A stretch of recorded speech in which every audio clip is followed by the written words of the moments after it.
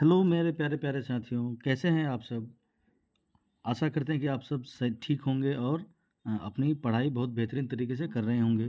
तो आपको जैसा कि मैंने पहले ही बता दिया था कि 1 तारीख से जो है आप लोगों के लिए जो मैट्रिक एग्ज़ाम में पिछले वर्षों के पूछे गए क्वेश्चन हैं, उनका पूरा हल के साथ एनालिसिस वीडियो लेकर के आएँगे।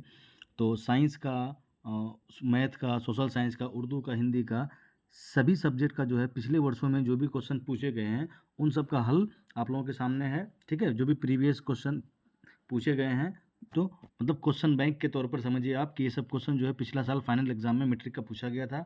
उन सारे सवालों को एक साथ आप लोगों के लिए लेकर के आए हैं।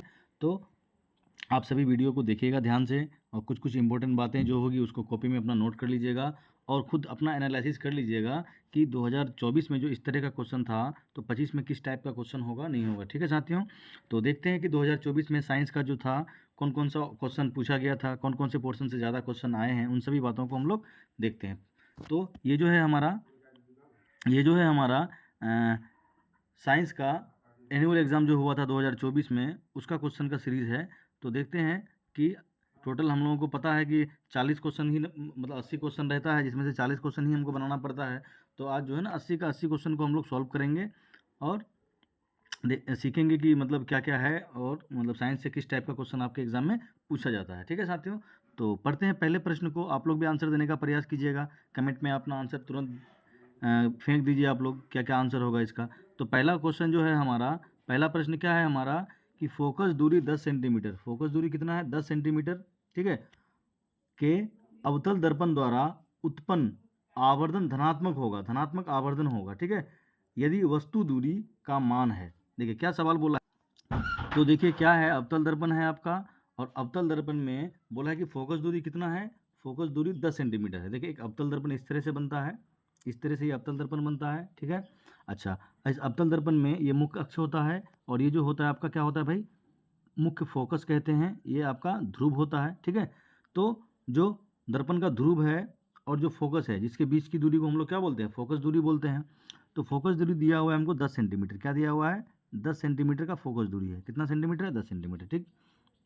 अब बोल रहा है कि अवतल दर्पण है, दर्पण अवतल है, ठीक है, अवतल दर्पण बनाए हैं यहाँ पे, उत्पन्न आवर्धन धनात्मक होगा। मतलब ऐसा समझ लीजिए आप कि आवर्धन का मतलब क्या होता है कि आवर्धन का मतलब होता है कि वस्तु की ऊंचाई और जो प्रतिबिंब बनेगा उसकी ऊंचाई, मतलब m बराबर क्या होता है आपका आवर्धन का मान जानते हैं ना आप, height of object, height of image और बटे में हाइट ऑफ ऑब्जेक्ट होता है, ठीक है, प्रतिबिंब की ऊंचाई और बटे में क्या हो जाता है आपका वस्तु की ऊंचाई, जो वस्तु है उसका एक्चुअल ऊंचाई और जो प्रतिबिंब है हमारा इमेज उसकी ऊंचाई, उसको ही हम लोग क्या बोलते हैं आवर्धन बोलते हैं। आवर्धन का मान ऋणात्मक भी होता है, आवर्धन का मान धनात्मक भी होता है। तो अवतल दर्पण में आप जानते हैं ना कि अवतल दर्पण में जो भी वस्तु को हम लोग पी और एफ के बीच में रखते हैं, अगर पी और एफ के बीच में वस्तु रखते हैं तो इस वस्तु का जो प्रतिबिंब बनता है किस साइड बनता है, दर्पण से पीछे बनता है, और दर्पण से जो पीछे प्रतिबिंब बनता है उसका आकार बड़ा होता है, समझे, सीधा होता है, ठीक है।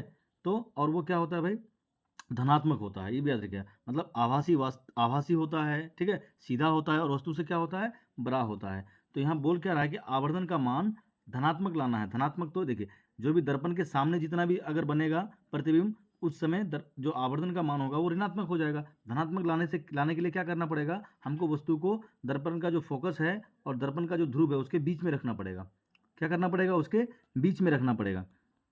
तो अब देखिए P और F जो है 10 सेंटीमीटर है, यहाँ से लेके यहाँ तक 10 सेंटीमीटर है। अब जैसे ही वस्तु हम लोग इधर रखेंगे ना तो प्रतिबिंब जो होगा क्या होगा, प्रतिबिंब जो है दर्पण के सामने बनेगा और सामने बनेगा तो आवर्धन का मान क्या हो जाएगा, ऋणात्मक हो जाएगा, माइनस में हो जाएगा। लेकिन हमको लाना क्या है, मान प्लस में लाना है। तो इसका मतलब ये हुआ कि जो वस्तु दूरी है, जो दर्पण से, ये दर्पण है हमारा, इस दर्पण से जो वस्तु की दूरी है हम लोग 10 सेंटीमीटर से कम ही करना पड़ेगा हमको, मतलब P और F के बीच में ही रखना पड़ेगा।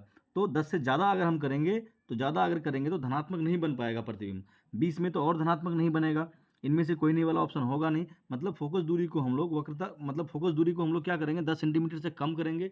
जैसे जैसे हम लोग ध्रुव की तरफ जाएंगे ना तो वस्तु का जो प्रतिबिंब होगा बड़ा बनना शुरू हो जाएगा, ठीक है, वस्तु का जो प्रतिबिंब होगा बड़ा बनना शुरू हो जाएगा और आवर्धन का मान जो है प्लस में आना शुरू हो जाएगा साथियों। तो आशा करते हैं कि पहला प्रश्न आपको समझ में आया होगा कि अगर कोई अवतल दर्पण है उसका फोकस दूरी 10 सेंटीमीटर है और उसका बड़ा प्रतिबिंब बनाना है हमको, मतलब आभासी प्रतिबिंब बनाना है, मतलब धनात्मक आवर्धन वाला प्रतिबिंब चाहिए, तो फोकस दूरी जो है हमारा 10 सेंटीमीटर से कम होना चाहिए। कितना होना चाहिए भाई? 10 सेंटीमीटर से कम होना चाहिए। इस बात को आप लोग ध्यान रखिएगा। चलते हैं अगले प्रश्न की ओर। अगला प्रश्न है हमारा, क्या है प्रश्न देखते हैं। 80 प्रश्नों का सीरीज है साथियों। थोड़ा कहीं कहीं लगेगा कि तेजी चलना होगा तो तेजी भी चलेंगे। ये जो क्वेश्चन है पिछला साल 2024 का पूछा गया क्वेश्चन है फाइनल एग्जाम में मैट्रिक का। ठीक है, क्या बोल रहा है कि फोकस से ध्रुव की ओर जाने पर अवतल दर्पण में आवर्धन का मान। देखिए वही सेम क्वेश्चन है, अवतल दर्पण है। ठीक है, अवतल दर्पण में ये आपका फोकस है, ये आपका क्या है? फोकस है, और ये आपका क्या है? ध्रुव है। ठीक है, तो बोल रहे हैं फोकस से किधर जा रहे हैं? फोकस से हम लोग जा रहे हैं किधर? ध्रुव की तरफ जा रहे हैं। देखिए फोकस से ध्रुव की ओर जाने पर अवतल दर्पण में आवर्धन का मान क्या होगा? तो आवर्धन का मान जो होगा अवतल दर्पण में क्या होगा? वो बढ़ेगा। मतलब फोकस से जैसे जैसे ध्रुव की तरफ जाएंगे आवर्धन का मान वैसे वैसे क्या होगा? बढ़ेगा। तो कौन सा ऑप्शन होगा करेक्ट हमारा? ऑप्शन नंबर ए जो होगा करेक्ट होगा साथियों। ठीक है, चलिए अगला क्वेश्चन को देखते हैं। अगला प्रश्न क्या है? तीसरा प्रश्न है हमारा। तीसरा प्रश्न को देखिए क्या है तीसरा प्रश्न। तो तीसरा प्रश्न है, वो प्रश्न को पढ़िए और कमेंट में आप लोग आंसर दीजिए, और इससे पता चलेगा कि आप लोगों को कि आप लोग की तैयारी कैसी है। ठीक है, इस आंसर पर ध्यान मत दीजिए, ये जो आंसर टिक किया हुआ है इस पर ध्यान मत दीजिए आप लोग। ठीक है, चलिए जल विद्युत संयंत्र, जो जल विद्युत संयंत्र किस ऊर्जा को विद्युत ऊर्जा में रूपांतरित करती है? जल विद्युत संयंत्र में क्या क्वेश्चन है? जल विद्युत संयंत्र में किस ऊर्जा को विद्युत ऊर्जा में रूपांतरित किया जाता है? मतलब जल विद्युत संयंत्र मतलब जल के द्वारा जो बिजली पैदा किया जाता है, तो उस संयंत्र में जो जल रखा हुआ रहता है, जैसे नदी का जल हुआ, समुद्र का जल हुआ, तो उसमें जो ऊर्जा मौजूद होता है ना, स्थिर जैसे जल है कहीं पर स्थिर रखा हुआ है, उसको कहीं ऊंचाई से गिराते हैं हम लोग, कहीं ऊंचाई से गिराते हैं और नीचे टरबाइन लगा हुआ रहता है, टरबाइन घूमता है जिसके कारण बिजली पैदा होता है। ठीक है, तो बोल रहा है कि जल में जो है कौन सा ऊर्जा रहता है? जल में कौन सा ऊर्जा होता है? वो उस ऊर्जा को विद्युत ऊर्जा में बदल देता है। तो जल में जो है ना स्थितिज ऊर्जा होता है। तो किसी भी चीज़ में उसकी स्थिति के कारण जो ऊर्जा होती है उसको स्थितिज ऊर्जा कहते हैं। ठीक है, जैसे जल को अधिक ऊंचाई से नीचे गिराएंगे हम, फिर ज़्यादा ऊंचाई से नीचे गिराएंगे तो और ज़्यादा उसका ऊर्जा बढ़ जाएगा। ठीक है, तो स्थिति के कारण कहाँ पर स्थित है उसके कारण अगर किसी वस्तु में ऊर्जा होती है ना, तो उसको बोलते हैं स्थितिज ऊर्जा। तो जल जो है कहीं पर बांध बना करके जल को इकट्ठा किया जाता है, रखा जाता है। ठीक है, और उस जल को फिर जो है ना गति करा करके नीचे जो टरबाइन लगा हुआ रहता है उस टरबाइन को घुमाया जाता है, जिससे बिजली का उत्पादन होता है। ठीक है, तो जल में जो है विद्युत स्थितिज ऊर्जा होता है, और इस स्थितिज ऊर्जा से विद्युत ऊर्जा पैदा किया जाता है। ठीक है साथियों, तो इसका आंसर क्या हो जाएगा? सी हो जाएगा हमारा। चलिए अगला प्रश्न को देखते हैं, क्या पूछा गया था 2024 में। आप लोग एनालिसिस कीजिए कि किस टाइप का क्वेश्चन पूछा जाता है आजकल एग्जाम में। ठीक है, फाइनल एग्जाम का ये क्वेश्चन है, ध्यान से देखिएगा आप लोग। क्या बोल रहा है? तांबे की तार की एक आयताकार कुंडली है। ये जो है आपका 2024 का प्रथम पाली में जो क्वेश्चन पूछा गया था उसका है एनालिसिस वीडियो। ठीक है, तो पहला क्वेश्चन है हमारा, तांबे की तार, जो तांबा है तांबे की तार की एक आयताकार कुंडली है। कैसा कुंडली है? आयताकार कुंडली है, चुंबकीय क्षेत्र में घूर्णी कर रही है, चुंबकीय क्षेत्र में घूर्णी कर रही है। ठीक है, इस कुंडली में प्रेरित विद्युत धारा की दिशा में कितने परिभ्रमण के पश्चात, मतलब कितनी बार चक्कर लगाने के बाद परिवर्तन होगा। ठीक है, मतलब एक आयताकार कुंडली है, इस तरह से एक आयताकार क्या है? कुंडली है। ठीक है, दो चुंबकीय क्षेत्रों के बीच रखा हुआ है इस तरह से, और इसमें जो है ना तांबा का तार लिपटा हुआ है इस तरह से, तांबा का क्या लिपटा हुआ है? तार जो है इस तरह से लपेटा हुआ है। ठीक है, तो इसको हर कितना चक्कर के बाद जो है इसका परिवर्तन होगा। क्या चक्कर लगाएगा? तो हर 2 चक्कर के बाद ना इसमें क्या होगा? परिवर्तन आएगा। इस बात को याद रखिएगा, हर 2 चक्कर के बाद इसके परिभ्रमण में क्या होगा कि एक परिवर्तन आएगा। ठीक है, चलिए अगला क्वेश्चन को देखते हैं साथियों। अगला जो प्रश्न है हमारा क्वेश्चन नंबर 5 है। 5 नंबर क्वेश्चन को देखते हैं, क्या है क्वेश्चन? क्वेश्चन है हमारा, एक अवतल दर्पण के प्रधान अक्ष, एक अवतल दर्पण है उसका प्रधान अक्ष मुख्य अक्ष, ठीक है, चलती चींटी का प्रतिबिंब सीधा तथा बढ़ता जा रहा है, चींटी की गति किस दिशा में है? देखिए कितना आसान सवाल है। देखिए एक अवतल दर्पण है हमारा, कैसा दर्पण है ये? एक अवतल दर्पण है हमारा। इस अवतल दर्पण में ये मुख्य अक्ष है। ठीक है, इस मुख्य अक्ष में क्या होता है? ये वक्रता केंद्र होता है, यहाँ पर आपका मुख्य फोकस होता है, और यहाँ पर आपका ध्रुव होता है। ठीक है, अब क्या हो रहा है ना कि चींटी जो है इस अक्ष पर चलना शुरू करती है, इस तरह से, मतलब चींटी इस तरह से चल करके इधर आती है। ठीक है, चल रही है, प्रधान अक्ष पर चींटी का प्रतिबिंब सीधा और बढ़ता जा रहा है, मतलब सीधा प्रतिबिंब बन रहा है। देखिए सीधा प्रतिबिंब कब बनेगा? जब किसी वस्तु को ध्रुव और फोकस के बीच में रखेंगे ना, तभी प्रतिबिंब सीधा बनता है। ठीक है, और बाकी एफ जो है हमारा फोकस जो है, फोकस पर और फोकस से पहले किसी भी वस्तु को अगर रखेंगे तो वो प्रतिबिंब जो होगा ना उल्टा होगा। ठीक है, तो बोला है सीधा और बढ़ता जा रहा है, तो ये जो चींटी है कहाँ पर है? अभी चींटी की गति की दिशा क्या है, किस तरफ है? चींटी इधर चल रही है या चींटी उधर चल रही है, आपको बताना है। ठीक है, फोकस से वक्रता केंद्र की ओर चल रही है, उल्टा चल रही है, इधर आएगी क्या, इधर आने से जो प्रतिबिंब होगा ना भाई उल्टा बन जाएगा, सीधा नहीं बनेगा, ठीक है। तो पहला ऑप्शन जो होगा हमारा क्या हो जाएगा, पहला ऑप्शन गलत हो जाएगा, ठीक है। अच्छा, उसके बाद फोकस से ध्रुव की ओर जा रही है, देखिए इधर जाने पर, ये फोकस है हमारा, इस फोकस से इधर जाने पर ना क्या होगा कि प्रतिबिंब जो है सीधा बनेगा और बढ़ता जाएगा, बड़ा बनते जाएगा, यहाँ रखेंगे तो कम बड़ा होगा, फिर यहाँ रखेंगे, यहाँ यहाँ यहाँ, इस तरह से रहेगा ना। इधर आके जो प्रतिबिंब होगा उसका जो आकार होगा वो बढ़ता चला जाएगा, आकार क्या होगा, बढ़ता चला जाएगा, ठीक है साथियों। तो कौन सा ऑप्शन हमारा सही होगा, ऑप्शन नंबर बी जो होगा हमारा क्या होगा, करेक्ट होगा। ध्यान रखिएगा, देखिए लेवल किस तरह से पूछ रहा है आजकल क्वेश्चन। पहले ऐसे पूछता था सीधा सीधा कि कोई वस्तु को मुख्य अक्ष में कोई वस्तु जो है फोकस और ध्रुव के बीच रखा हुआ है तो प्रतिबिंब कहाँ बनेगा, इस तरह से पूछता था। और अभी जो है साइंस का पूछने का तरीका थोड़ा लेवल अप कर दिया है, लेवल को बढ़ा दिया है, ठीक है। तो आप लोगों को भी जरूरत है कि ध्यान से पढ़ना होगा आपको, ठीक है साथियों। चलिए अगला क्वेश्चन को देखते हैं। अगला प्रश्न 6 नंबर प्रश्न हमारा क्या है, 6 नंबर प्रश्न, आँख के लेंस की वक्रता त्रिज्या को नियंत्रित करती है। जो आँख का लेंस है हमारा, हम जानते हैं ना हमारा आँख जो है उत्तल लेंस से बना हुआ रहता है, किस लेंस से, उत्तल लेंस से बना हुआ रहता है। तो क्या बोल रहा है कि उसकी वक्रता त्रिज्या को, ठीक है, आँख के लेंस की वक्रता त्रिज्या को नियंत्रित करता है, कंट्रोल करता है। तो कौन कंट्रोल करता है, जानते हैं, पक्षमाभी पेशियाँ, सिलियरी पेशियाँ। जो पक्षमाभी पेशियाँ होती है ना, वो अगर शिथिल कमजोर हो जाएगी ना, तो जो आँख में बार बार हम लोग पलक झपकते हैं वो पलक हम नहीं झपक पाएंगे। मतलब ऐसा समझिए कि हम लोग जैसे नज़दीक का चीज़ को देखते हैं और दूर का चीज़ को देखते हैं, तो अगर हमारा सिलेरी पेशियाँ ये जो पक्षमाभी पेशियाँ हैं ये कमज़ोर पड़ जाएगी ना, तो हमारे आँख का जो समंजन क्षमता है वो क्या हो जाएगा, घट जाएगा। तो एक बात ये भी याद रखिएगा कि समंजन क्षमता को जो है मजबूती प्रदान करता है, समंजन क्षमता जो पक्षमाभी पेशियों के कारण ही होता है, ठीक है। अगर पक्षमाभी मांसपेशियाँ कमज़ोर पड़ जाएगी ना, तो समंजन क्षमता क्या हो जाएगा, घट जाएगा। समंजन क्षमता का मतलब ये होता है कि हम अपनी आँख से किसी वस्तु, पास की रखी वस्तु को भी देख लेते हैं और तुरंत जो है पलक को झपक करके दूर की वस्तुओं को भी देख लेते हैं, यही हमारा समंजन क्षमता। तो बोल रहा है कि वक्रता त्रिज्या को कौन कंट्रोल करता है, आँख का वक्रता त्रिज्या को कौन कंट्रोल करता है, तो याद रखिएगा सिलियरी मांसपेशियाँ, ठीक है, पक्षमाभी पेशियाँ, ठीक साथियों, समझ रहे होंगे आप। चलिए आगे बढ़ते हैं अगला क्वेश्चन में। आप ये समझिए कि लेवल देखिए, साइंस का लेवल किस तरह से पूछ रहा है, अच्छा लेवल है, ठीक है। पहले जो होता था ना, पहले का लेवल थोड़ा कम था, कमजोर टाइप का था। अभी का लेवल देखिए साइंस का, जो बच्चा गहराई से पढ़ेगा साइंस को वही बना सकता है, 40 में 40 ऑब्जेक्टिव सही ला सकता है, ठीक है। अच्छा, उसके बाद देखिए 7 नंबर प्रश्न को पढ़ते हैं। कुछ बादलों का रंग उजला होता है, देखिए कुछ बादलों का रंग क्या होता है, उजला होता है। आप लोग पढ़े होंगे ना कि आकाश का रंग नीला क्यों होता है, ठीक है। तो कुछ जो दोपहर के टाइम में देखते हैं कि आकाश का रंग जो होता है क्या होता है, उजला होता है। किसके कारण होता है, तो ये सब जो है ना प्रकाश का प्रकीर्णन के कारण होता है, याद रखिएगा। प्रकाश का प्रकीर्णन के कारण ही आकाश का रंग नीला होता है, उजला होता है, ठीक है। इस सब बात को आप लोग ध्यान रखिएगा, ठीक है। चलिए आगे बढ़ते हैं। 7 का आंसर क्या हो गया हमारा, 7 का आंसर बी हो गया।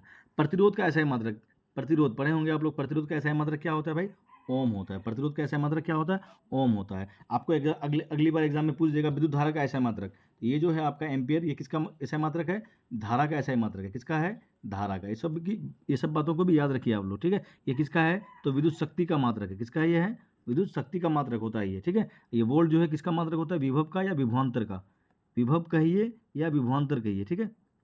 इन दोनों का मात्रक क्या होता है हमारा, वोल्ट होता है, ठीक है, ध्यान रखिएगा आप लोग। चलिए आगे बढ़ते हैं साथियों। अगला प्रश्न को देखते हैं। 9 नंबर प्रश्न क्या है हमारा, ओजोन परत का अवक्षय करता है। जो ओजोन परत है हमारा, जो हमारी धरती को सूर्य से आने वाली पराबैंगनी किरणों से बचाती है, उसका अवक्षय करता है, मतलब उसका क्षय कर देता है, मतलब उसको क्या कर रहा है, बढ़ा देता है। ओजोन जो छिद्र है ना बढ़ते जा रहा है, किसके कारण, तो मेन जो मुख्य जिम्मेवार है ना वो CFC है, क्लोरोफ्लोरोकार्बन के कारण ओजोन परत में छेद बढ़ता जा रहा है, ठीक है साथियों। चलिए अगला 10 नंबर क्वेश्चन को देखते हैं।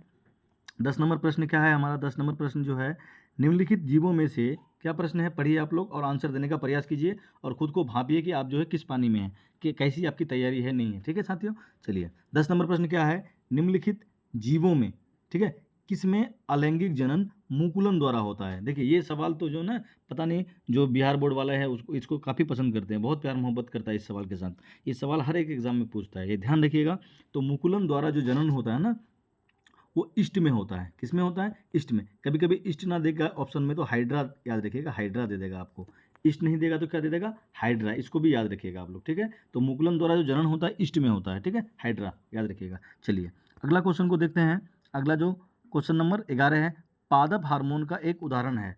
पादप हार्मोन का एक उदाहरण है, कौन सा उदाहरण जो है पादप हार्मोन, क्या सवाल है कि पादप हार्मोन का एक उदाहरण है। जो पादप जानते हैं ना, जिस तरह से हमारे शरीर से हार्मोन निकलता है उसी तरह से पादप से भी हार्मोन निकलता है, जैसे ऑक्सीजन हुआ, जिब्रेलिन्स हुआ, साइटोकाइनिन हुआ, ठीक है, एथिलीन हुआ, ये सब पादप हार्मोन जो है ना क्या होता है, पौधों से निकलता है, ठीक है। तो यहाँ बोल रहा है कि इसमें से कौन सा पादप हार्मोन है, तो ये है IAA है, ACH है, TSH है, ACTH है, ये देखिए ये सब जो है ना, ये और ये सब जो है ना जंतुओं से निकलने वाला हार्मोन है, मतलब जंतुओं से, पशुओं से निकलने वाला हार्मोन है, मनुष्यों से निकलने वाला हार्मोन है। लेकिन ये जो है आपका IAA ऑक्सीन है, क्या है, ऑक्सीन है, ठीक है। ये जो है पौधों से निकलने वाला हार्मोन है, याद रखिएगा, ठीक है। तो पादप हार्मोन कौन सा है हमारा, IAA, इसको याद रखिएगा आप लोग, ठीक। चलिए आगे बढ़ते हैं साथियों, अगला क्वेश्चन को देखते हैं, क्या है अगला प्रश्न हमारा, 12 नंबर प्रश्न को देखते हैं।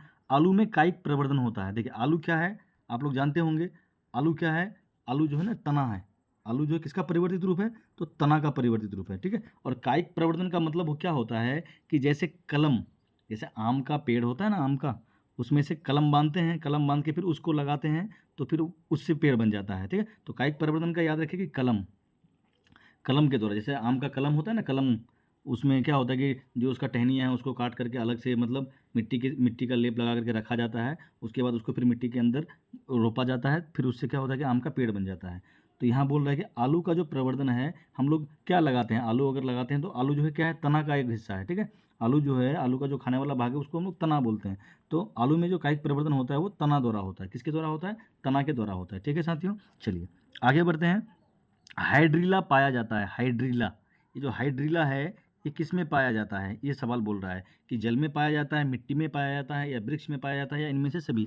जो हाइड्रीला है आपका वो कहाँ पर पाया जाएगा, देखिए हाइड्रीला जो है, ये हाइड्रीला है ना, ये जलीय पौधा है, याद रखिएगा, जलीय, जल में पाया जाता है, नदी में, तालाब में, इस सब में जो है ना पाया जाता है हाइड्रीला। आपका ध्यान रखिएगा, हाइड्रीला जो है क्या है, एक जलीय पौधा है, ठीक है, पौधा का एक रूप है, छोटा सा जलीय है, ठीक है, जो जल में पाया जाता है। चलिए आगे बढ़ते हैं साथियों, 14 नंबर प्रश्न को देखते हैं। स्वस्थ व्यक्ति का जो सिस्टोलिक रक्तचाप होता है, मतलब इसको हम लोग बोलते हैं शिथिलन, क्या होता है, हमारा जो ब्लड प्रेशर है क्या होता है, 120/80 होता है ना, रक्त दाब का मान कितना होता है, 120/80 होता है, 120 बटे कितना होता है, 80 होता है। इसको ऊपर वाले को हम लोग क्या बोलते हैं, 120 को बोलते हैं सिस्टोलिक, क्या बोलते हैं, सिस्टोलिक, और नीचे में जो 80 है उसको बोलते हैं डायस्टोलिक। मतलब अगर हिंदी में कहा जाए तो ऊपर वाला को बोलते हैं शिथिलन और नीचे वाले को क्या बोलते हैं, अनुशिथिलन, इस बात को याद रखिएगा, ठीक है। तो यहाँ पे क्या बोल रहा है कि सिस्टोलिक का मतलब होता है कि शिथिलन, ऊपर वाला, ठीक है। तो ऊपर वाला कितना क्या होता है कि रक्तचाप का मान, जो सिस्टोलिक मान बोल रहा है वो कितना, 120 मिलीमीटर प्रति ग्राम होता है, प्रति मतलब क्या होता है उसको, HG का मतलब क्या हो गया, हीमोग्लोबिन, ठीक है, याद रखिएगा इस तरह से आप लोग, ठीक। चलिए आगे 15 नंबर क्वेश्चन को देखते हैं साथियों। जो 15 नंबर प्रश्न है हमारा, क्या उभयलिंगी जीव का उदाहरण है। जो उभयलिंगी जीव है, देखिए जो भी आपको प्रैक्टिस सेट हम करवाए हैं उन सब प्रैक्टिस सेट में भी उभयलिंगी जीव के बारे में आपको बताए हैं हम, ठीक है। तो यहाँ पे क्या बोला, उभयलिंगी जीव, तो उभयलिंगी जीव जो है ना हाइड्रा है, ये उभयलिंगी जीव है। उसके बाद केंचुआ भी है आपका, ये भी क्या है आपका, उभयलिंगी होता है। जो जोंक है, जो माथे में, सर के बाल में जोंक होता है ना, वो भी क्या होता है कि आपका उभयलिंगी होता है, याद रखिएगा आप लोग, ठीक है। चलिए आगे अगला क्वेश्चन देखते हैं। 16 नंबर क्या पूछा गया था 2024 में, 16 नंबर प्रश्न को देखते हैं, क्या है, मछली में श्वसन अंग क्या है, मछली में श्वसन अंग क्या है। तो मछली जो सांस लेता है ना, गलफ्रा के द्वारा लेता है, गिल्स के द्वारा अपना सांस लेता है, ठीक है मछली। अब मनुष्य जो है, हम लोग जो है, मनुष्य जो है फेफड़ा से सांस लेता है, ठीक है, ध्यान रखिएगा। कुत्ता भी जो है फेफड़ा से ही सांस लेता है, जो मनुष्य है जीव वो। बाकी आपको पढ़ाए थे श्वास नाल से कौन कौन जीव सांस लेता है, इस सब के बारे में आपको पढ़ाए थे, जिसको ट्रैकिया बोलते हैं, ठीक है। देखिएगा पीछे का वीडियो में, सब में आपको कंप्लीट जो है साइंस का एक पूरा कंप्लीट सीरीज डाला गया है उसमें, जिसको मतलब अलग अलग वीडियो करके डाला गया है। जो प्रैक्टिस सेट 1 है, 2 है, 3 है, इस तरह से डाला गया है। वो पूरा वीडियो देख लीजिएगा तो आपको जो मैट्रिक का एग्जाम होगा उसमें ऑब्जेक्ट कीजिएगा एक भी, ठीक है। चलिए ये तो जो सेट है आपका 2024 वाला सेट है, तो कि 2024 में कौन कौन सा क्वेश्चन पूछा गया था वो वाला है, प्रीवियस ईयर का क्वेश्चन है ये सब, ठीक है। चलिए 17 नंबर प्रश्न को पढ़ते हैं साथियों। किलोवाट घंटा मात्रक है, ये किलोवाट घंटा है, किसका मात्रक है, तो किलोवाट घंटा जो है ना किसका मात्रक होता है, तो ऊर्जा का व्यापारिक मात्रक होता है, इस बात को याद रखिएगा, ठीक है। या अगर ऐसा भी कह सकते हैं कि शक्ति का बड़ा मात्रक होता है ये। अगर ऐसा सवाल होता कि ऊर्जा का व्यापारिक मात्रक क्या होता है, तो किलोवाट घंटा, ठीक है। या आपको ऐसा पूछता कि शक्ति का जो छोटा मात्रक होता है ना, ये शक्ति का छोटा मात्रक होता है हमारा वाट, क्या होता है, वाट। और शक्ति का ये बड़ा मात्रक होता है हमारा किलोवाट घंटा, इस बात को भी याद रखिएगा आप लोग, ठीक है। लेकिन अगर सवाल ऐसे पूछे कि विद्युत ऊर्जा का व्यापारिक मात्रक क्या होता है, तब क्या होगा, किलोवाट घंटा, इस बात को भी याद रखिएगा आप लोग, ठीक है। चलिए आगे 18 नंबर प्रश्न को देखते हैं। क्या है 18 नंबर प्रश्न हमारा, कि मानव की आंख में प्रवेश करने वाली, क्या है, हमारी जो आंख है, मानव की आंख में प्रवेश करने वाली प्रकाश की मात्रा को कौन नियंत्रित करता है? मतलब हमारा जो आँख है उसमें कितना प्रकाश जाएगा नहीं जाएगा, इस बात को कौन कंट्रोल करके रखता है? तो मानव की जो आँख में जो है प्रकाश की मात्रा को पुतली द्वारा कंट्रोल किया जाता है। ठीक है, किसके द्वारा कंट्रोल किया जाता है? पुतली के द्वारा कंट्रोल किया जाता है। पुतली जो है क्या करती है, हमारे आँख में पड़ने वाली प्रकाश की मात्रा को कंट्रोल करके रखती है कि कितना प्रकाश आँख में जाना चाहिए, कितना प्रकाश आँख में नहीं जाना चाहिए। ठीक है साथियों, चलिए आगे बढ़ते हैं। पक्षमावी पेशियों के बारे में तो आप जानते ही हैं। पक्षमावी पेशियाँ क्या करती है, हमारी समंजन क्षमता जो है ना, पक्षमावी पेशियाँ अगर कमज़ोर पड़ जाएगी तो समंजन क्षमता हम नहीं कर पाएंगे। समंजन क्षमता का मतलब ये हुआ कि पलक को हम बार बार झपकते हैं ना, वो जो होगा क्या होगा कि अधिक बूढ़ा हो जाओगे। जब बूढ़ापा में चले जाएंगे ना, तो जो बूढ़ा व्यक्ति ज़्यादा होता है ना, वो पलक को भी बार बार नहीं झपक पाता है। अच्छा, कॉर्निया के बारे में हम लोग जानते हैं। तो जितना भी प्रकाश हमारे आँख में पड़ता है ना, उसका जो क्या करते हैं, अपवर्तन जो है ना कॉर्निया के द्वारा किया जाता है। और किसी के भी नेत्र का जो रंग होता है, आँख का जो रंग होता है, काला होता है, भूरा होता है, किसी का बहुत ज़्यादा ही काला हो जाता है। ठीक है, वो जो कॉर्निया के कारण ही होता है। और कोई भी आदमी सुने हैं ना आप लोग कि नेत्रदान किया जाता है, तो नेत्रदान में जो है ना क्या किया जाता है, कॉर्निया का ही दान किया जाता है। इसको भी आप लोग याद रखिएगा। ठीक है, परितारिका के बारे में जानते हैं। एक गहरा पेशीय डायफ्राम होता है, जो जहाँ से हम लोग आँख साफ करते हैं, साइड में दोनों छोर, वही होता है परितारिका हमारा। ठीक है, चलिए आगे देखते हैं। 19 नंबर प्रश्न क्या है, कौन सा परंपरागत ऊर्जा स्रोत है? परंपरागत का मतलब हुआ क्या कि अनवीकरणीय ऊर्जा स्रोत। परंपरागत का मतलब क्या हुआ, अनवीकरणीय, जिसको बनने में ना एक परंपरा मतलब होता है नहीं, 1 साल 2 साल के बाद ही हम लोग ईद मनाते हैं या रमज़ान आता है। ठीक है, उसी तरह से एक परंपरा के तहत ही वो जो है ना फिर ऊर्जा बनेगा। तो ये जो है ना, मतलब इसको एक बार इस्तेमाल कर लोगे तो वो समाप्त हो जाएगा, फिर उसको बनने में 1000 साल लग जाएगा, 700 साल, 500 साल, 1000 साल लग जाएगा, 2000 साल लग जाएगा। तो यानी कि समझ लीजिए कि अनवीकरणीय ऊर्जा इसमें छांटना है आपको। तो सौर, ये क्या है, नाभिकीय ऊर्जा, ये तो नहीं होगा। नाभिकीय ऊर्जा होगा, नहीं होगा। नाभिकीय ऊर्जा परंपरागत नहीं है, गैर परंपरागत है। भूतापीय ऊर्जा भी क्या है, गैर परंपरागत है, मतलब नवीकरणीय है। जैव मात्रा, जो बायो जैव है ना, बायोमास, मतलब जैसे गोबर वगैरह है, गोबर का उपला वगैरह बनता है, ये सब क्या है, परंपरागत है। ठीक है, अनवीकरणीय है, समाप्त हो जाएगा तो फिर इसको बनने में टाइम लगेगा। ठीक है, चलिए आगे 20 नंबर क्वेश्चन को देखते हैं साथियों। किसी कोष में इलेक्ट्रॉनों की अधिकतम संख्या क्या होगी? आप लोग पढ़े होंगे ना इलेक्ट्रॉनिक कन्फिगुरेशन, मतलब यह नाभिक होता है, नाभिक में प्रोटॉन और न्यूट्रॉन होता है। उसके बाद जो इलेक्ट्रॉन है विभिन्न कक्षाओं में चक्कर लगाते हैं, तो किस कोष में कितना इलेक्ट्रॉन आएगा, मतलब ये जो पहला के आप लोग पढ़े होंगे ऐसे एल, फिर उसके बाद एम एन, तो किस कोष में कितना इलेक्ट्रॉन आएगा, वो जो है उसका एक फॉर्मूला होता है। वो क्या फॉर्मूला है, 2n का स्क्वायर, 2n स्क्वायर याद रखेगा। ठीक है, किस कोष में कितना इलेक्ट्रॉन आएगा उसके लिए एक फॉर्मूला है 2n का स्क्वायर। अब n के जगह क्या हो जाएगा, नंबर ऑफ ऑर्बिट हो जाएगा, मतलब पहला कोष में कितना आएगा, दूसरा कोष में कितना आएगा, तीसरा कोष में कितना इलेक्ट्रॉन आएगा। ठीक है साथियों, चलिए आगे बढ़ते हैं। अगला प्रश्न को देखते हैं, क्या है अगला प्रश्न, 21 नंबर प्रश्न को देखते हैं। थोड़ा तेजी से चलते हैं, वीडियो काफ़ी लंबा हो जाएगा नहीं तो। क्या है, कौन सा हाइड्रोकार्बन सबसे सरल है? तो बताए थे आपको कि सबसे सरलतम हाइड्रोकार्बन जो है ना हमारा कौन सा है, मीथेन है। सबसे पहला हाइड्रोकार्बन क्या है, मीथेन। और मीथेन को गोबर गैस का मुख्य घटक कहा जाता है, मीथेन CH4, ये जो है हमारा सबसे सरलतम हाइड्रोकार्बन है। ठीक है, अच्छा, एल्केन भी कह सकता है, एल्केन का पहला सदस्य कौन है, वो भी मीथेन ही है। ठीक है, चलिए आगे बढ़ते हैं। अगला 22 नंबर क्वेश्चन को देखते हैं। निम्न में से किस धातु का गलनांक सबसे कम होता है? किसका गलनांक सबसे कम है? ठीक है, सबसे कम गलनांक वाला धातु, तो सबसे कम गलनांक वाला जो धातु है हमारा क्या है, सोडियम है। याद रखिएगा, सबसे कम गलनांक वाला धातु क्या है, सोडियम है। इसका कम गलनांक है ना, इसलिए इसको अगर खुली हवा में छोड़ देंगे ना, इसमें आग पकड़ लेता है और जलना शुरू हो जाता है। इसलिए सोडियम को ना केरोसिन तेल में, मिट्टी का तेल में डुबा करके रखते हैं, ताकि ये ऑक्सीजन और जल के संपर्क में ना आए, मतलब ऑक्सीजन और जल के संपर्क में आ जाने से नहीं जलना शुरू हो जाता है। ठीक है, तो इसका गलनांक क्या है, सबसे कम है हमारा सोडियम का। ठीक, चलिए आगे बढ़ते हैं साथियों। 23 नंबर प्रश्न, सोना की परमाणु संख्या क्या है? जो सोना है, गोल्ड है, सोना की परमाणु संख्या क्या है? जिसका संकेत होता है AU, ऑरम जिसको बोलते हैं, AU। इसका जो परमाणु संख्या कितना है, 79 है, याद रखिएगा आप लोग।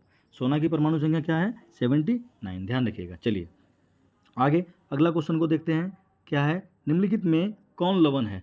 निम्नलिखित में से कौन लवण है? लवण मतलब समझ रहे हैं आप लोग ना, लवण, लवण मतलब नमकीन, कौन होगा? ये तो आपका अम्ल है, ये आपका क्या है भाई, अम्ल।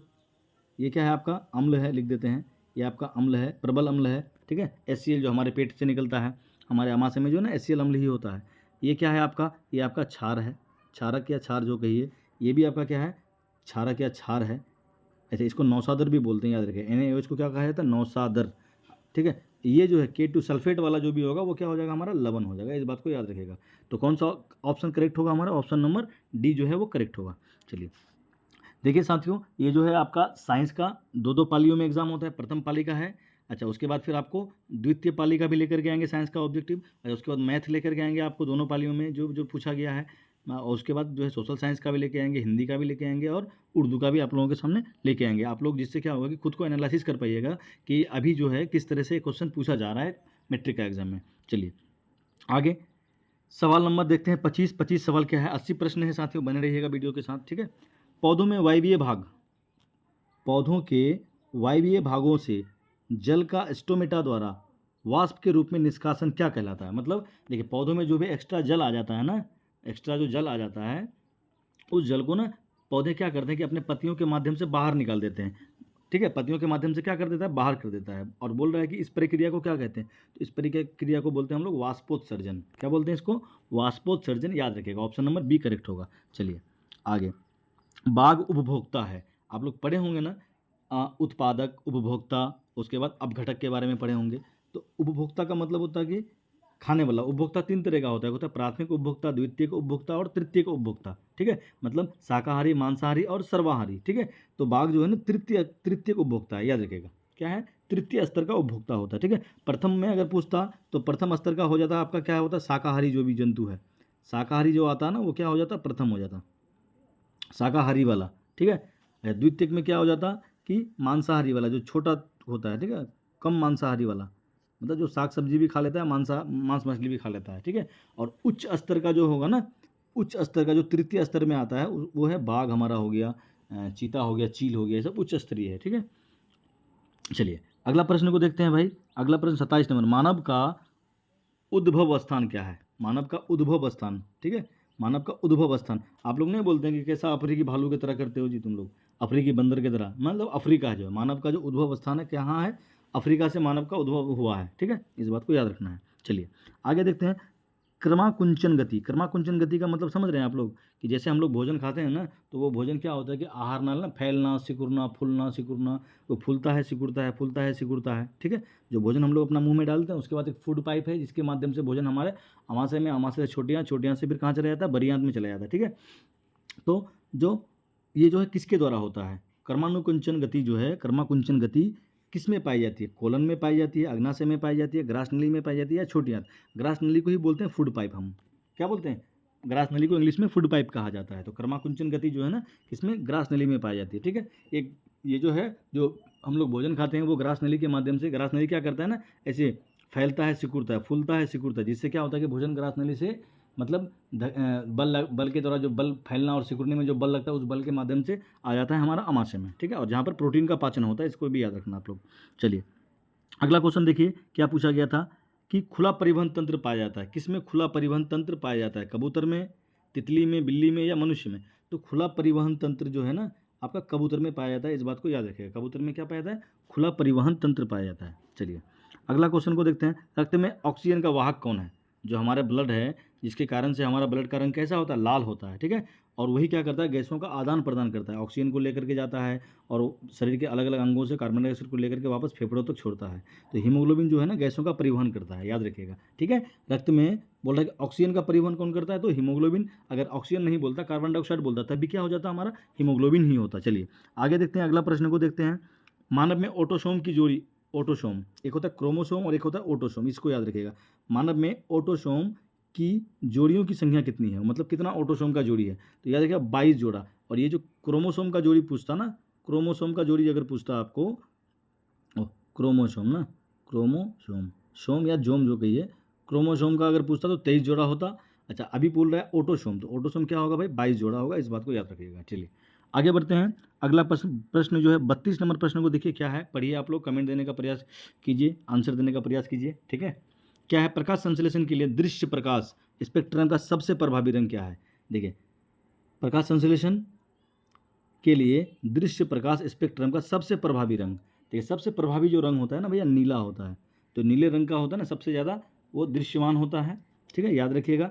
और प्रकाश संश्लेषण के लिए सबसे दृश्य प्रकाश जो है ना वो नीला होता है। और ऐसे भी याद रखिएगा, जो नीली नीली पत्ता होता है ना, पत्ता सब, वो जो अधिक मात्रा में प्रकाश संश्लेषण का क्रिया करते हैं, ठीक। चलिए आगे 33 नंबर प्रश्न को देखते हैं साथियों। 33 नंबर प्रश्न क्या है, आप लोग थोड़ा देखिए साइंस का लेवल थोड़ा सा कितना है, लेवल थोड़ा अच्छा लेवल का साइंस का क्वेश्चन पूछा गया है 2024 में, तो सोचिए 25 में भी आपको ना इससे यही लेवल बरकरार रहने वाला है, तो बहुत ध्यान से और बारीकी के साथ आपको पढ़ना पड़ेगा, ठीक है।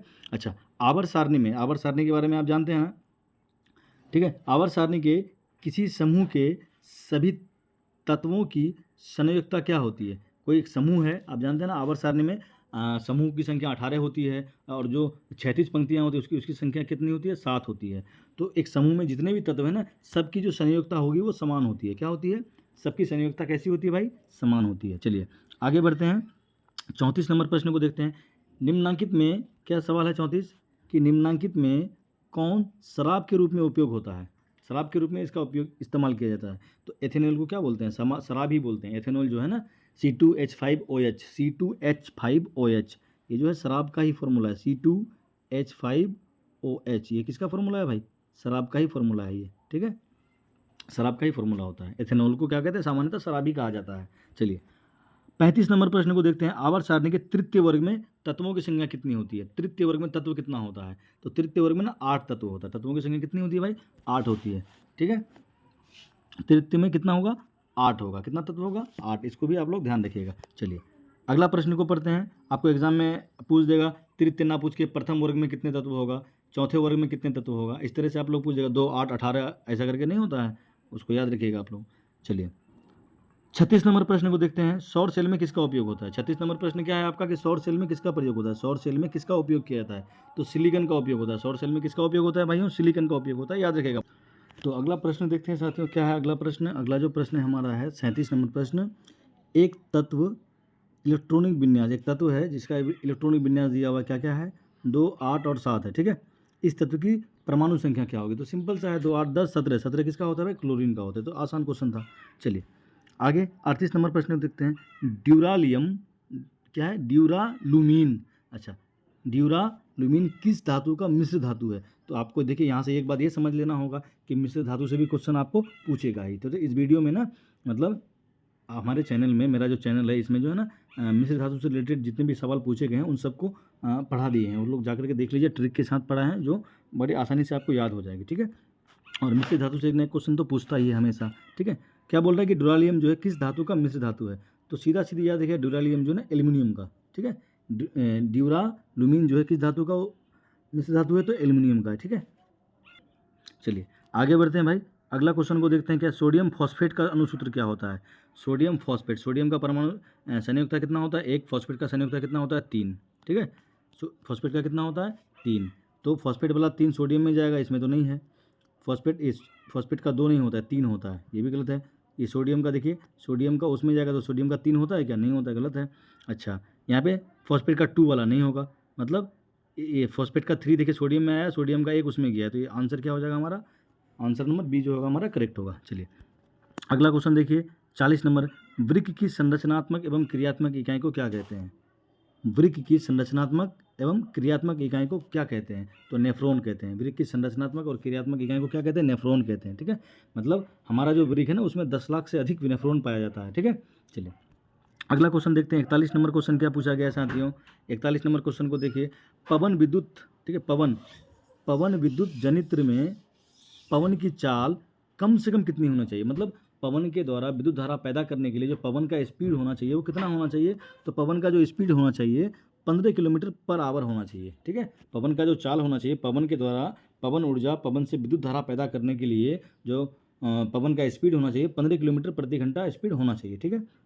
चलिए 42 नंबर प्रश्न को देखते हैं। विभक्त वलय प्रयुक्त होता है, ठीक है। विभक्त वलय जो है किसमें प्रयुक्त होता है? तो जो मोटर होता है ना, मोटर, उसमें विभक्त वलय होता है, ठीक है। और ये विभक्त वलय क्या कहते हैं? मतलब इस तरह का रिंग बना हुआ रहता है, इस तरह से रिंग बना हुआ रहता है, इस तरह से जो है ना क्या बना हुआ रहता है? आपका रिंग बना हुआ रहता है, इसको बोलते हैं विभक्त वलय। रिंग मतलब एक रिंग जो होता है ना पूरा गोल, उसको बीच में से काट दीजिए, उसी को बोलते हैं विभक्त वलय। और विभक्त वलय क्या करता है? डीसी मोटरों में उसकी शक्ति को बढ़ाने का काम करता है, ठीक है। चलिए 43 नंबर प्रश्न को देखते हैं। क्या 43? धात्विक चालकता पदार्थ के अंदर किस कण की गति पर आश्रित होता है? मतलब कोई धातु है, वो विद्युत धारा का, उष्मा का चालक है, तो कैसे पता चलता है कि वो चालक है? तो उसके अंदर से ना इलेक्ट्रॉन बहता है, इस बात को याद रखिएगा। क्या बहता है भाई, इलेक्ट्रॉन बहता है। जैसे तार से होकर करंट बहता है ना, तो तारों से होकर करंट जो बहने का मतलब ये हुआ कि आवेश बहता है, तो आवेश का मतलब ये होगा कि इलेक्ट्रॉन हो उनमें से होकर के बहता है, ठीक है। तो ये धात्विक चालकता पदार्थ के अंदर किस कण की गति पर आश्रित होता है, इलेक्ट्रॉन की गति पर आश्रित होता है, ठीक है। चलिए अगला 44 नंबर देखते हैं, box type solar cooker, box नुमा जो सोलर कुकर होता है, ठीक है, सोलर कुकर जो होता है कि ऊपरी भाग कांच का ढक्कन रहता है। ऊपरी भाग में जो सोलर कुकर है उसका ऊपरी भाग में, सोलर कुकर में क्या होता है कि उसमें जो है ना खाना वाना बनाया जाता है, सब्जी बनाया जाता है, तो ऊपरी भाग कांच का इसलिए बनाया जाता है ताकि हम देख सकें कि हमारा जो चावल बना रहे हैं चावल बन गया है कि नहीं बना है, सब्जी बना रहे हैं सब्जी तैयार हो गया है कि नहीं हुआ है, तो अंदर देखा जा सके, इसलिए जो है ना बॉक्स जो टाइप सोलर कुकर है उसका ऊपरी भाग जो कांच का ढक्कन से ढका हुआ रहता है, ठीक है।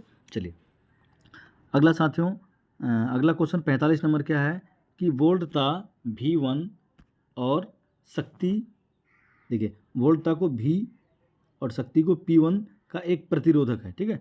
वोल्टता V2 पर शक्ति P2 के प्रतिरोधक श्रेणी क्रम में जुड़ा हुआ है, समतुल्य प्रतिरोध क्या होगा। देखिए श्रेणी क्रम में जुड़ा हुआ है तो आप जानते हैं ना कि बट्टा में आ जाएगा, श्रेणी क्रम में जुड़ा हुआ है इसका मतलब क्या आ जाएगा भाई, बट्टा में आ जाएगा। तो इसका जो आंसर हो जाएगा आपका, इसका आंसर जो हो जाएगा, न्यूमेरिकल वाला प्रश्न है, इसका जो आंसर हो जाएगा आपका आ जाएगा ऑप्शन नंबर बी, ठीक है साथियों। आप लोग सॉल्व कीजिएगा तो ऑप्शन नंबर बी जो होगा इसका करेक्ट आंसर होगा। चलिए अगला सवाल को देखते हैं, 46 नंबर, घरेलू विद्युत परिपथ में प्रत्यावर्ती धारा की आवृत्ति कितनी होती है।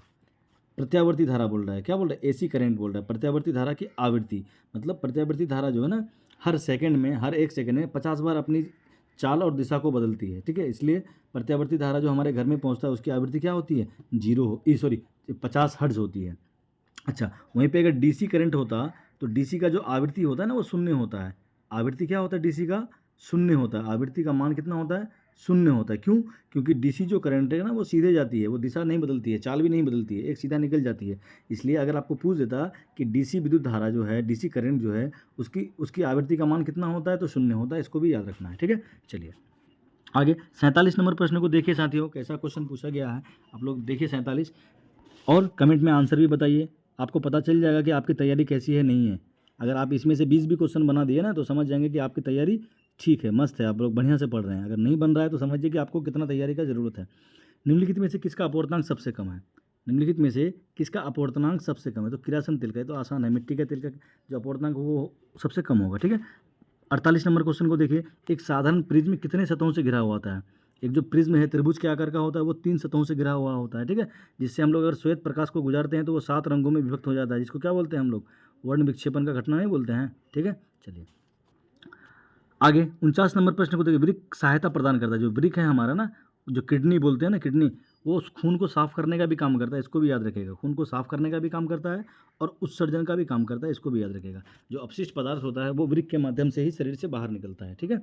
और वृक्क जो है ना क्या करता है कि खून को साफ करने का भी काम करता है, किडनी जिसको बोलते हैं हम लोग, ठीक। चलिए अगला क्वेश्चन देखते हैं, प्रकाश संश्लेषण होता है, 50 नंबर क्वेश्चन है साथियों, क्या है आप लोग कमेंट में आंसर देने का प्रयास कीजिए, जिससे आपको पता चलेगा कि नहीं आप जो है कितने प्रश्नों का सही सही जवाब दे पाते हैं। तो प्रकाश संश्लेषण होता है, 50 नंबर क्वेश्चन है, प्रकाश संश्लेषण होता है। प्रकाश संश्लेषण का काम ना सिर्फ दिन में ही हो पाता है, क्योंकि सूर्य प्रकाश का होना अनिवार्य है प्रकाश संश्लेषण के लिए, ठीक है। तो प्रकाश संश्लेषण जो होगा सिर्फ दिन में ही होता है, ठीक है। इसलिए जो बोलते हैं ना रात में पेड़ पौधों के पास नहीं सोना चाहिए, क्योंकि रात में पेड़ पौधा जो है ना प्रकाश संश्लेषण नहीं करता है, और उस कंडीशन में जब प्रकाश संश्लेषण नहीं करता है तो पेड़ पौधे रात में ऑक्सीजन गैस लेते हैं सांस में, ठीक है, और कार्बन डाइऑक्साइड छोड़ते हैं, उसको भी याद रखिएगा। इसलिए पेड़ पौधों के पास रात में नहीं सोना चाहिए। 51 नंबर प्रश्न देखते हैं, सिनेप्टिक नोब्स, जो सिनेप्टिक नोब्स है पाया जाता है, किस में पाया जाता है, तो देखिए न्यूरॉन जो होता है ना, न्यूरॉन उसमें जो है ना रिक्त स्थान होता है, जिसको हम लोग सिनेप्टिक दरार या सिनेप्टिक नोब्स कहते हैं, ठीक है। चलिए अगला क्वेश्चन को देखते हैं, न्यूरॉन जो है तंत्रिका इकाई है, ये न्यूरॉन जो है तंत्रिका की सबसे छोटी इकाई है न्यूरॉन, और न्यूरॉन का जो है हमारे शरीर में जाल बिछा हुआ है, ठीक है। नर्वस सिस्टम के बारे में पढ़े होंगे आप लोग। चलिए अगला 52 नंबर प्रश्न को देखते हैं, निम्न में से सबसे तेज हृदय मतलब सबसे ज़्यादा दिल धड़कता है किसका, सबसे तेज, तो बताइए सबसे कम जो कौन है, तो चूहा होता है। थोड़ा सा ऐसे आवाज़ कीजिएगा भाग जाएगा चूहा, बोलता है ना कि चूहा का एकदम चूहा की तरह हो तुम, हिम्मत नहीं है तुम में। चलिए 53 नंबर क्वेश्चन को देखिए, कोशिकीय ईंधन में निम्न में से कौन है, कोशिकीय ईंधन जो माइटोकॉन्ड्रिया में पूर्ण होता है, जो कुछ भी हम लोग भोजन खाते हैं उसको पचा उचा करके ग्लूकोज बनता है, और ग्लूकोज से हमको जो है ना ऊर्जा मिलता है, जो माइटोकॉन्ड्रिया में पूर्ण होता है, और ये ऊर्जा जो है एटीपी के रूप में हमारे शरीर में संरक्षित रहता है, सुरक्षित रहता है, ठीक है। तो कोशिकीय ईंधन कौन है भाई, तो हमारा ग्लूकोज जो है कोशिकीय ईंधन है। ठीक है, ग्लूकोज का फॉर्मूला जानते हैं आप लोग। अच्छा, एटीपी में फॉस्फेट की संख्या कितनी होती है? तो आप लोग एटीपी का फुल फॉर्म याद कीजिए, क्या होता है? Adenosine triphosphate. ट्राई का मतलब कितना होता है? 3। Triphosphate, adenosine triphosphate. तो फॉस्फेट कितना? ट्राई मतलब 3 ठो। ठीक है, फॉस्फेट की संख्या कितनी? 3। चलिए 55 नंबर क्वेश्चन को देखते हैं। क्या है 55 नंबर क्वेश्चन? 55 नंबर कि निम्नलिखित में कौन मनुष्य का एक उत्सर्जी अंग नहीं है? उत्सर्जी मतलब हमारा जो शरीर है अपशिष्ट पदार्थों को शरीर से बाहर निकलता है उत्सर्जी अंग से। तो कौन ऐसा अंग है जो उत्सर्जी अंग नहीं है? वृक्क जो है ये उत्सर्जी अंग है हमारा। ठीक है, अच्छा, उसके बाद त्वचा भी है, इससे पसीना बाहर होता है, ये भी उत्सर्जी अंग है। फेफड़ा है, इससे कार्बन डाइऑक्साइड जो है बाहर होता है, ये भी है हमारा। अग्नाशय जो है ना उत्सर्जी अंग नहीं है। अग्नाशय कौन नहीं है उत्सर्जी अंग हमारा?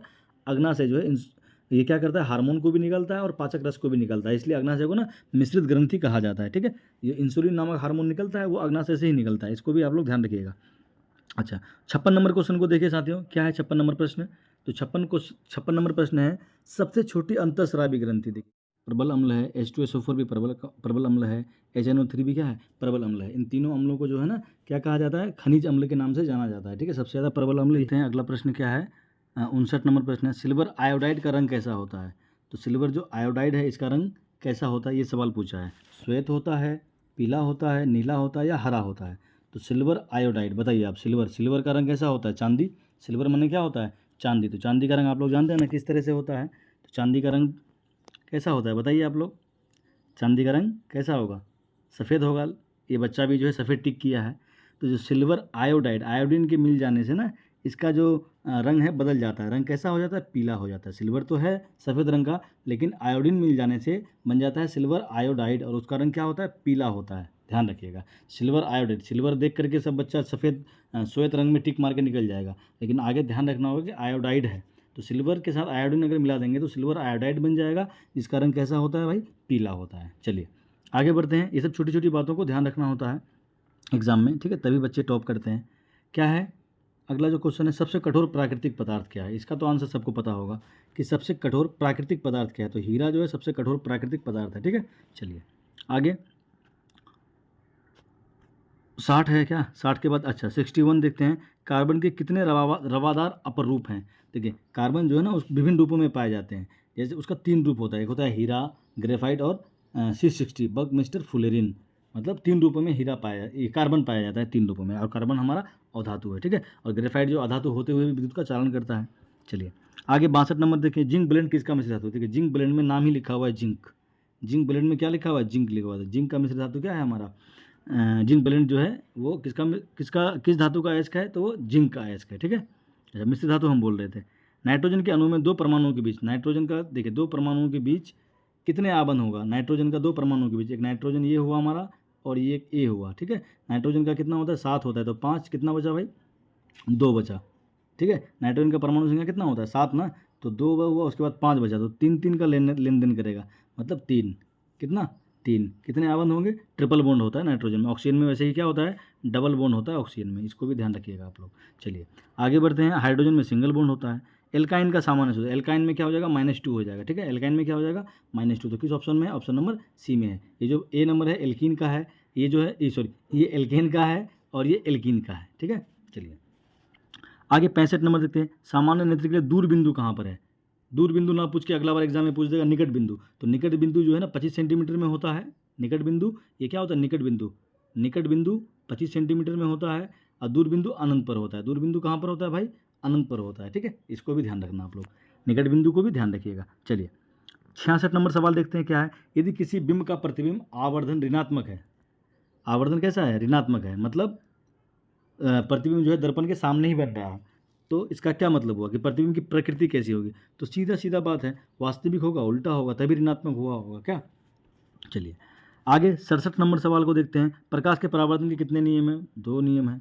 ठीक है, अच्छा अगला सवाल देखते हैं। 68 नंबर, एक प्रकाश किरण एक समतल दर्पण पर लंबवत आपतित हो रहा है। ठीक है, एक समतल दर्पण है। कैसा दर्पण है? एक समतल दर्पण है, लंबवत आ रहा है इस तरह से। ठीक है, परावर्तन के पश्चात परावर्तन कोण का मान क्या होगा? देखिए जो भी किरण लंबवत गिरेगी ना तो वो वैसे ही वापस हो जाएगी, मतलब जैसे आई है वैसे ही वापस हो जाएगी।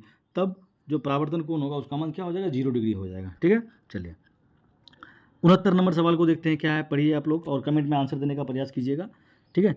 वायुमंडल में प्रकाश का कौन सा रंग वर्ण अधिक परिकीर्णन करता है? वायुमंडल में, वायुमंडल के बारे में बोल रहा है, ठीक है। अगर स्पेक्ट्रम में बोलता तो अलग रंग होता, वायुमंडल में बोल रहा है इसलिए नीला रंग, इसलिए आकाश का रंग हमको नीला लगता है ना, तो नीला रंग को ज़्यादा परिकीर्णित करता है और ये नीला रंग हमारे आँख में पहुँचता है, इसके कारण से आकाश का रंग हमको नीला दिखता है, ठीक है। चलिए 70 नंबर सवाल को देखते हैं साथियों। वायु में अभिसारी लेंस, अच्छा किसको अभिसारी लेंस कहते हैं? तो उल्टा होता है, ठीक है। अब उत्तल को अभिसारी बोलते हैं, उत्तल को क्या बोलते हैं? अभिसारी, और अवतल को बोलते हैं अपसारी। इसको क्या बोलते हैं? अपसारी लेंस, इसको बोलते हैं अपसारी, ठीक है। और अभिसारी उत्तल को बोलते हैं अभिसारी, याद रखिएगा आप लोग, ठीक। चलिए 71 देखते हैं क्या है। 71 क्वेश्चन जो, यदि अवतल दर्पण का निचला आधा भाग टूट जाता है, अवतल दर्पण का जो अवतल दर्पण है मुख्य अक्ष है, ये आधा भाग टूट गया, ये नीचे टूट गया, मान लो ये नीचे टूट गया, ठीक है, तो प्रतिबिंब बनेगा। कैसा प्रतिबिंब बनेगा? निचला भाग अगर टूट गया, ये टूट गया, तो प्रतिबिंब कैसा बनेगा? कोई फर्क नहीं पड़ेगा इस पर, ठीक है। सीधा क्या बोलता है, यदि अवतल दर्पण का निचला आधा भाग टूट जाए तो प्रतिबिंब जो है कैसा बनेगा? तो प्रतिबिंब कैसा बनेगा? आधा बनेगा, सीधा बनेगा, कम तीव्र बनेगा, सीधा बनेगा, ठीक है। क्या बनेगा? प्रतिबिंब पर कोई फर्क नहीं पड़ेगा, सीधा बनेगा, ठीक है, कोई फर्क नहीं पड़ेगा, ठीक। जैसा था वैसा प्रतिबिंब बनना था, जैसा बनना था वैसा बन जाएगा, ठीक है। दर्पण के टूटने से कोई फर्क नहीं पड़ेगा। अच्छा 72 देखते हैं। जब प्रकाश किरण हवा से, हवा एक विरल माध्यम है, कम डेंसिटी वाला है, हवा से कांच में जाता है, ठीक है। देखिए हवा से किस में जा रहा है भाई? कांच में जा रहा है, तो हवा है, हवा से कांच में जा रहा है, तो क्या होगा भाई? हवा से कांच में जा रहा है ना, तो अभिलंब की ओर आ जाएगा, अभिलंब के पास आ जाएगा। ये मतलब विरल से सघन में जाएगा तो अभिलंब के पास आ जाएगा, सघन से विरल में जाएगा तो अभिलंब से क्या हो जाएगा? दूर हट जाएगा। चलिए 73 को देखते हैं क्या है। ऑक्जेलिक अम्ल किस में पाया जाता है? तो टमाटर में क्या पाया जाता है आपका? ऑक्जेलिक अम्ल। तो इससे आप लोग ये समझ लीजिए कि आपको अम्लों से रिलेटेड भी क्वेश्चन आएगा कि किस चीज़ में कैसा अम्ल पाया जाता है। जैसे संतरा में कौन सा अम्ल पाया जाता है, इमली में टार्ट्रिक अम्ल पाया जाता है, सिरका में पूछ देगा आपको कौन सा अम्ल पाया जाता है, ठीक है। तो ध्यान रखिएगा, अम्लों से रिलेटेड भी एक क्वेश्चन आपको आना ही है। अच्छा 74 नंबर प्रश्न को देखते हैं। प्रोपेन का आणविक सूत्र क्या है? C3H8 है। प्रोपेन का आणविक सूत्र कितना है? C3H8 है। इसमें कितने सहसंयोजी बंधन है? प्रोपेन ना, देखिए बना दीजिए प्रोपेन को आप, और गिनती कर लीजिएगा। 3 कार्बन है और प्रत्येक कार्बन पर कितना होना चाहिए? 4 बॉन्ड होना चाहिए, तो गिन लीजिए 4, 4 3 7, 7 और 3 10, कितना हो जाएगा? 10 सहसंयोजी बंधन होगा, ठीक है। डंडा सबको गिन लीजिए, जो लाइन है ना सिंगल बॉन्ड को गिन लीजिए, 10 तो होगा, बस वही आंसर हमारा होगा। चलिए 75 क्वेश्चन को देखते हैं साथियों। वीडियो काफ़ी लंबा हो रहा है। ओजोन परत किस हानिकारक विकिरण से पृथ्वी की सुरक्षा करता है? ओजोन परत जो है ना, सूर्य से आने वाले परावैंगनी किरणों से, अल्ट्रावायलेट रेस से हमारी रक्षा करते हैं, ठीक है। चलिए 76 देखते हैं। कौन सा अधातु कमरे के तापमान पर तरल अवस्था में पाया जाता है? कौन सा अधातु बोल रहा है? क्या बोल रहा है? अधातु। अगर धातु बोलता तो पारा होता, धातु बोलता तो क्या होता? पारा। बोल रहा है अधातु, तो ब्रोमीन हो जाएगा। अधातु में क्या हो जाएगा भाई? ब्रोमीन हो जाएगा, ठीक है। चलिए अगला क्वेश्चन देखते हैं। 77 क्वेश्चन क्या? निम्नलिखित में से कौन एक उपधातु है? तो आर्सेनिक जो है ना, ये क्या है? उपधातु है, इसको याद रखिएगा। आर्सेनिक क्या है? हमारा एक उपधातु है, ठीक है। बाकी सब क्या है इसमें जो दिया हुआ है? आयरन है, कॉपर है, निकेल है, ये सब धातु है, ठीक है। आर्सेनिक जो क्या है? एक उपधातु है। चलिए अगला प्रश्न को देखते हैं। 78 प्रश्न जो होगा, 78 को देखते हैं क्या है। 78 कैल्शियम कार्बोनेट बना हुआ है, क्या है? देखिए कैल्शियम कार्बोनेट है, जो संगमरमर का सूत्र होता है। अब ये क्या हो रहा है कि कैल्शियम ऑक्साइड और कार्बन डाइऑक्साइड में परिवर्तित हो जा रहा है, ठीक है। और हमको पूछ रहा है ये जो अभिक्रिया है किस तरह का अभिक्रिया, ये बात पूछ रहा है। तो सीधा सीधा सिंपल सा बात है, ये वियोजन अभिक्रिया का उदाहरण है, अपघटन अभिक्रिया का उदाहरण है। मतलब कोई एक अभिकारक टूट करके छोटा छोटा एक से अधिक उत्पाद देता है, तो उसको हम लोग वियोजन या अपघटन अभिक्रिया कहते हैं, क्या। चलिए 79 क्वेश्चन को देखते हैं साथियों। क्या है? निम्नलिखित में कौन समीकरण संतुलित है? तो संतुलित समीकरण आप जानते हैं ना कि तीर के निशान के लेफ्ट साइड और राइट साइड दोनों तरफ क्या होगा? तत्वों का जो मतलब परमाणु संख्या होगा वो क्या होगा? समान होगा। मतलब परमाणु द्रव्यमान का मान क्या होना चाहिए? समान होना चाहिए। तो पहला में देखिए ऑक्सीजन इधर 2 ठो है, इधर 1 ठो है, नहीं होगा। अच्छा इधर देखते हैं Zn, ठीक है। SO4 H2 ये भी ठीक है। FeCl ये नहीं है, ठीक है। कौन सा संतुलित है? ये भी नहीं है संतुलित। अच्छा H ये भी संतुलित नहीं है, तो कौन सा ऑप्शन हमारा करेक्ट होगा? ऑप्शन नंबर बी जो होगा हमारा क्या होगा भाई? करेक्ट होगा, संतुलित है। Zn इधर भी 1 ठो, उधर भी 1 ठो है, H इधर भी 2 ठो हाइड्रोजन, उधर भी हाइड्रोजन 2 ठो है, सल्फर 1 ठो यहाँ है और ऑक्सीजन 4 ठो है, ठीक है। तो ऑप्शन नंबर बी जो होगा हमारा करेक्ट होगा। तो मतलब अंतिम प्रश्न है 2024 में जो फाइनल एग्जाम में साइंस का क्वेश्चन पूछा गया था, उसका अंतिम प्रश्न है साथियों। प्रथम पालिका है ये, ठीक है। आपको द्वितीय पालिका भी लेकर के आएंगे, द्वितीय पालिका भी डालेंगे आपका वो भी आप लोग एनालिसिस कर लीजिएगा अपना, ठीक है। निम्नलिखित में से किसके द्वारा औद्योगिक क्षेत्र में अम्लीय वर्षा होती है? देखिए अम्लीय वर्षा से क्वेश्चन आता है, 5 नंबर में भी आता है अम्लीय वर्षा से, ठीक है, ध्यान रखिएगा। तो सल्फर डाइऑक्साइड, ठीक है, सल्फर डाइऑक्साइड के कारण जो औद्योगिक क्षेत्र में अम्लीय वर्षा होती है। तो आशा करते हैं साथियों आप लोग पूरा वीडियो देखे होंगे और आप लोग जो है खुद को खुद का टेस्ट भी कर लिए होंगे कि आप लोग किस पानी में हैं और आजकल जो है किस तरह का क्वेश्चन पूछा जा रहा है, ठीक है साथियों। वीडियो में बने रहिएगा, अपने साथियों के पास भी शेयर कीजिएगा, ठीक। धन्यवाद साथियों आप सभी का।